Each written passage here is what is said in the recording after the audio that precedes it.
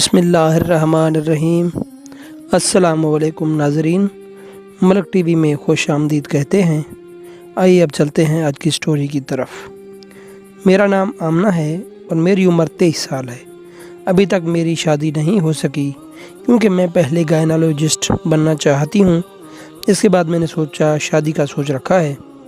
میری چھوٹی بہن جائشہ کو پڑھائی کا زیادہ شوق نہیں تھا، لہذا BA کے بعد ہی امی نے اس کی شادی کے لیے رشتہ تلاش کر لیا۔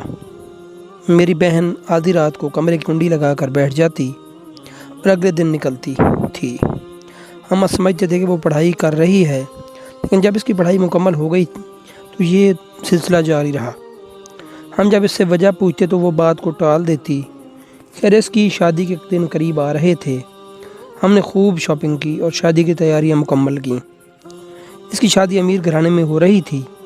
میری بہن بہت خوبصورت تھی، اس لیے لڑکے والوں کو اسٹینڈرڈ کا خیال نہ آیا۔ تیاریوں میں دن کے گزرنے کا احساس نہ ہوا اور اس کی بارات کا دن آن پہنچا۔ آج اس کی بارات تھی۔ میری بہن بہت شرمیلی قسم کی لڑکی تھی۔ وہ کسی سے بات نہیں کیا کرتی تھی، حتیٰ کہ اس نے کبھی زیادہ سہیلیاں بھی نہیں بنائی تھیں۔ آج نکاح سے پہلے اس نے اپنے سسرال والوں کے سامنے 2 شرائط رکھیں۔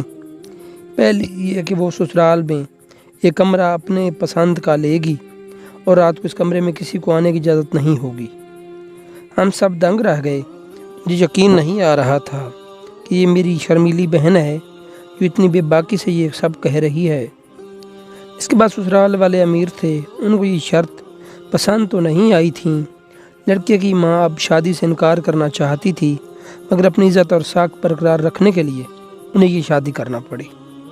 ان کے چہرے سے لگ رہا تھا کہ وہ جائشہ کی اس حرکت سے بہت برہم ہیں، لیکن ظاہر نہیں کر رہی۔ نکاح کے بعد خیر و عافیت سے میری بہن کی رخصتی ہو گئی، وہ اپنے سسرال چلی گئی۔ میں ابھی تک ان کی یہ شرائط پریشان تھی۔ شادی کی رات جائشہ کے شوہر نے اس سے ان شرائط کی وجہ پوچھی تو اس نے جواب دیا کہ اس رات کو عبادت کرنی ہوتی ہے، اس لیے اس نے یہ شرائط رکھی تھی۔ اس کا شوہر مطمئن ہو گیا۔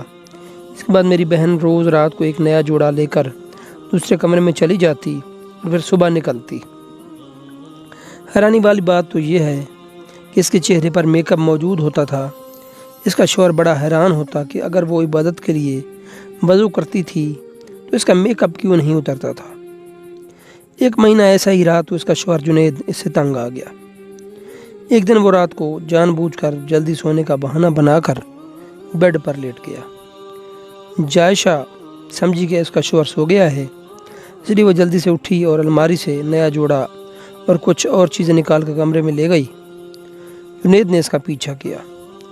وہ کمرے میں جا کر دروازہ بند کر چکی تھی۔ کمرے کے 2 دروازے تھے، ایک دروازہ گھر میں کھلتا تھا اور ایک گھر کے باہر۔ جنید کو کمرے سے کسی کے بولنے کی آوازیں آنے لگیں۔ یہ آوازیں مرد کی تھیں۔ جنید کا پارا ہائی ہو گیا۔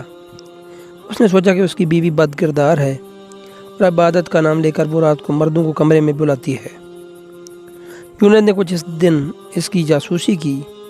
روز وہ رات کو چپ کر کے دروازے سے کان لگاتا تو اسے مرد کی آواز آتی۔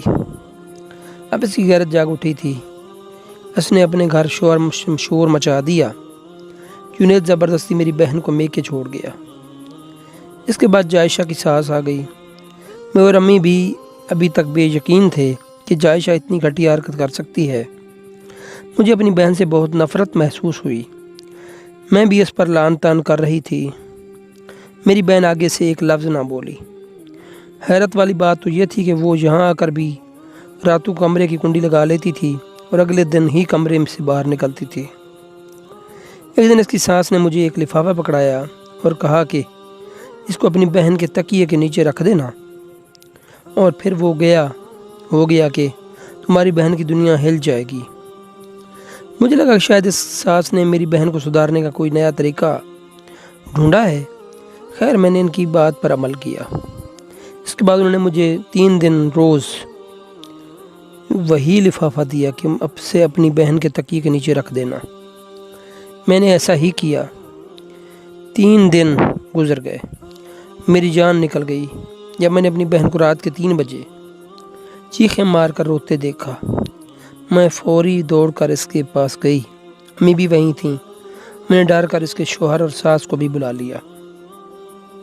جنید اس پر لان تان کر رہا تھا۔ اچانک اس کے کمرے کا دروازہ کھٹکا۔ رات ہو چکی تھی، سو ہمیں لگا اس کے عاشق ہوں گے جن کے ساتھ وہ رات گزارتی ہے۔ ہم نے دروازہ کھولا تو سب دنگ رہ گئے۔ باہر کچھ خواجہ سرا بچے تھے جو ہاتھ میں جا نماز اور قرآن لیے کھڑے تھے۔ کچھ خواجہ سرا لڑکیاں تھیں اور کچھ لڑکے۔ وہ سب اندر آ گئے۔ ان میں سے کچھ معذور بچے بھی تھے۔ میری بہن ہم سب کی طرف دیکھنے لگی اور بتانے لگی کہ وہ روز رات کو اللہ کی عبادت کرتی ہے اور خواجہ سرا بچوں کو تعلیم دیتی ہے۔ اس نے یہ بات کسی کو نہیں بتائی تھی کیونکہ ہم سب خواجہ سرا لوگوں کو پسند نہیں کرتے تھے اور ان کو نحوست سمجھتے تھے۔ میری بہن کے اندر انسانیت اور ہمدردی بھری پڑی تھی، اس لیے وہ رات کے اندھیرے میں ان کو تعلیم دے کر اچھا انسان بنانے کی کوشش کرتی تھی تاکہ کوئی خواجہ سرا بڑا ہو کر ناچنے والا نہ بنے بلکہ نیک اور خدمت خلق کرنے والا انسان ہے۔ ساتھ ہی ایک خواجہ سرا بچے کی ماں کمرے میں داخل ہوئی اور اس نے میری بہن کے کردار کی صفائی دی کہ میری بہن روز اپنے کپڑے اس خواجہ سرا بیٹی کو دے دیتی تھی کیونکہ وہ غریب لوگ تھے اور معاشرہ اسی خواجہ سرا بیٹی کو قبول نہیں کر رہا تھا۔ اس خواجہ سرا بچوں نے قرآن پڑھ کر سنایا اور سب بتایا جو میری بہن نے رات کو محنت کر کے انہیں سکھایا تھا۔ جنید نادم ہو گیا تھا۔ میں اور امی اس کی ساس بھی شرمندہ تھے۔ جنید نے اس سے آ کر معافی مانگی تو میری بہن نے ایک شرط رکھی، وہ یہ تھی کہ وہ تب ہی جنید کو معاف کرے گی اور اس کے گھر جائے گی جب جنید اسے روز رات کو ان سب کو پڑھانے کی اجازت دے گا۔ دن کے اجالے میں ایسا ممکن نہیں ہو سکتا تھا کیونکہ جنید کا گھر امیر علاقے میں تھا جہاں کے لوگ خواجہ سراؤں کو برا سمجھتے تھے۔ اس کی شرط پر ساس اور جنید مان گئے، اسے منا کر گھر لے گئے۔ میں ابھی تک اپنی بہن کی صاف نیت پر خوش ہو رہی تھی اور دل میں شرمندہ بھی ہو رہی تھی کہ میں نے بھی سب کی طرح کیوں اس پر شک کر لیا۔ میں نے سوچا اگر خواجہ سرا کو لے کر سب کی سوچ بدل جائے تو کتنا اچھا ہو جائے۔